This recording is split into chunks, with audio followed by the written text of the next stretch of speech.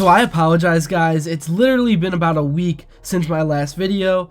I've been as sick as a dog, as you can probably tell. My voice is still a little bit raspy. I've barely been able to move around. I'm not sure what it was. I don't think I've ever been sick like this in the summer before, but it is what it is. We're back. My voice is still a little cooked, but nonetheless, we have some big time Browns news to cover in today's video, both good and bad. The Browns, of course, have officially lost Nick Chubb to the Houston Texans, the team that has taken everything from us over the last 2 to 3 years. So I'm going to talk all about that. We have more stuff going on with the quarterback room. Orlovsky thinks Shedeur Sanders is the perfect fit for Kevin Stefanski's offense. So yeah, a ton to talk about and get to. But first off, before I do begin, I would really appreciate it if you would drop a like and subscribe. It only takes 5 seconds, plus you can always change your mind. We are on the road to 60,000 subscribers, and with your support, I believe that we can get there super fast. Alright, so today was day 1 of mandatory minicamps for the Cleveland Browns, and all the QBs besides Flacco got to participate in 7-on-7s and 11-on-11s, so we have some numbers from ESPN Cleveland to take a look at, and a lot to talk about.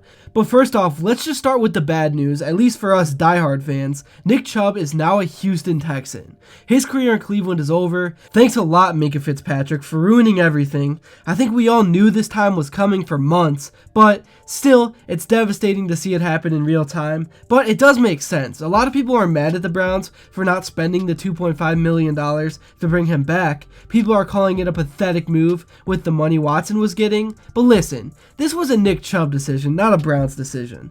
I think Chubb was looking at returning to Cleveland, being a number 3 back with the 2 young guys we just drafted. He potentially could have even been a number 4 back.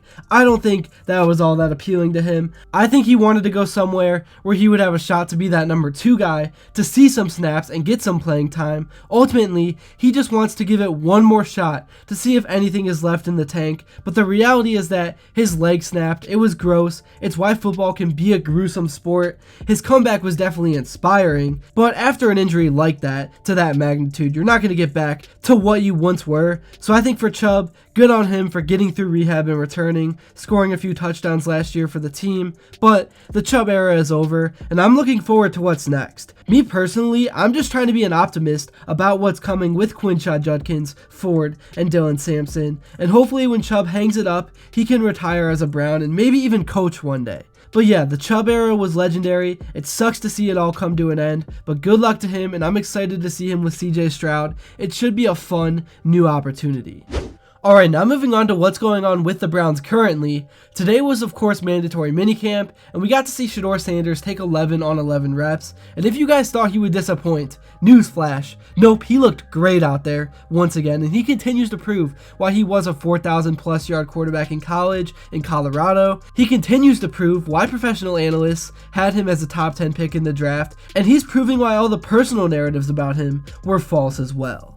We got a lot of footage from Shedeur today, and he looked very poised out there, breaking down the defense and going through all his reads, and then delivering a spot-on throw either in the flats or over top of the secondary, right into the breadbasket. And some of these throws that we saw from the videos today, this has not been a one-time thing. We have seen throws like this over and over again ever since Shedeur has arrived to Cleveland. Shedeur's confidence is another thing that has been taking these Browns camps by storm.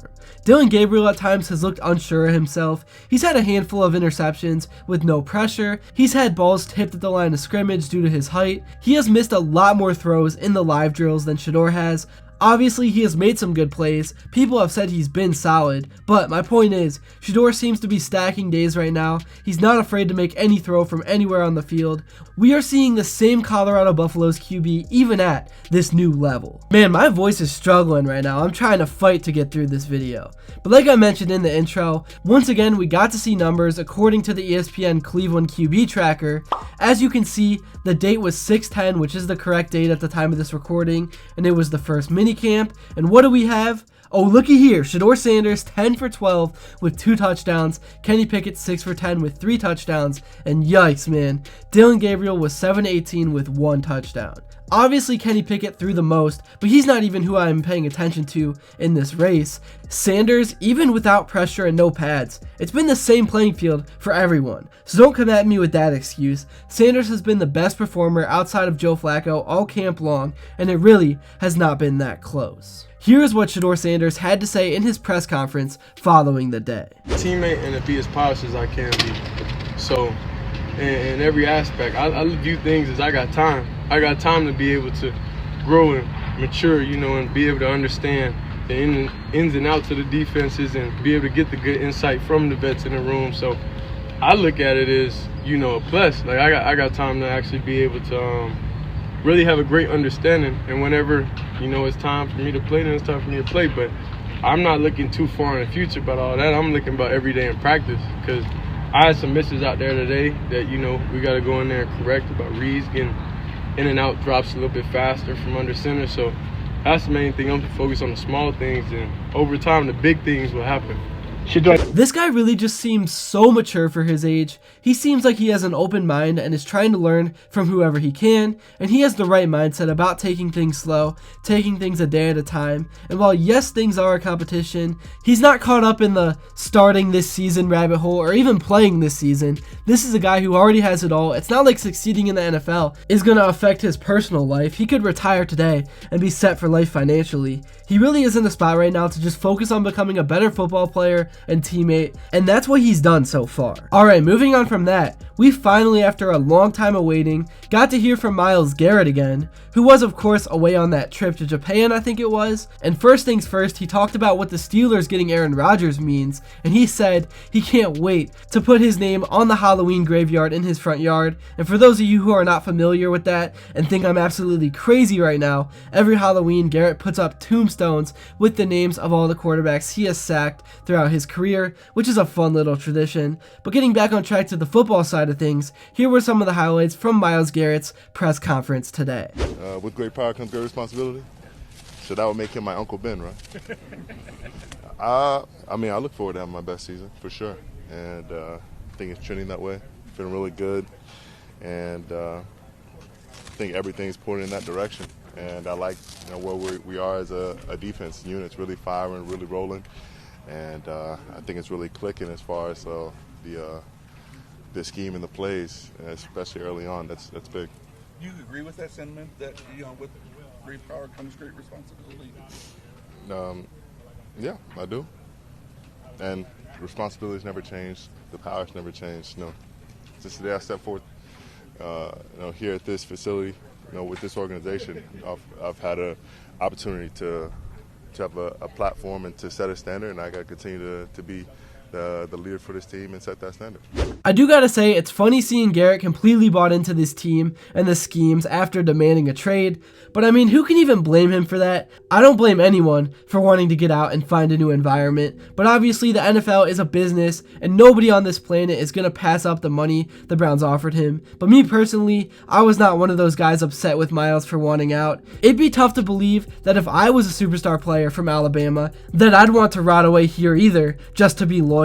But nonetheless, he is still a Brown, and now he will have Mason Graham beside him, so hopefully this is a new beginning towards something special. Now let's take a look at some of the other interview clips from Kevin Stefanski and then a few other players. Kevin, you've always been such a Nick Chubb fan, so could you just comment on him getting this chance with the Texans? Yeah, obviously I'm excited for Nick.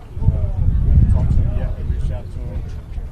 You guys know how I feel about him. He's a huge part of our success here, a huge part of this franchise. So we wish him luck, and it's something that.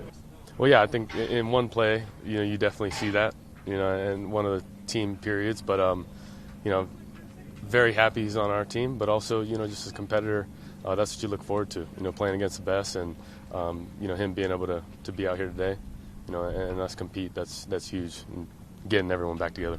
So yeah, it seems like things are moving along right now for the Browns in a positive direction. I am seeing and hearing a lot of positive things on a daily basis. That's really all I have to say for this video though. Thank you all so much if you made it to this point. I know my voice has been absolutely cooked. It was probably a brutal watch, but I haven't posted in about 4 or 5 days, so I had to get an upload out there for you guys. I apologize for the delay. Being sick absolutely sucks. Hopefully moving forward I can get back on my regular posting schedule, because there's a lot going on with the Browns and a lot going on across the entire NFL right now. But yeah, thank you so much if you made it to this point. Please be sure to drop a like and subscribe and hit that post notification bell so you never miss another upload. And until then, I will see you all later.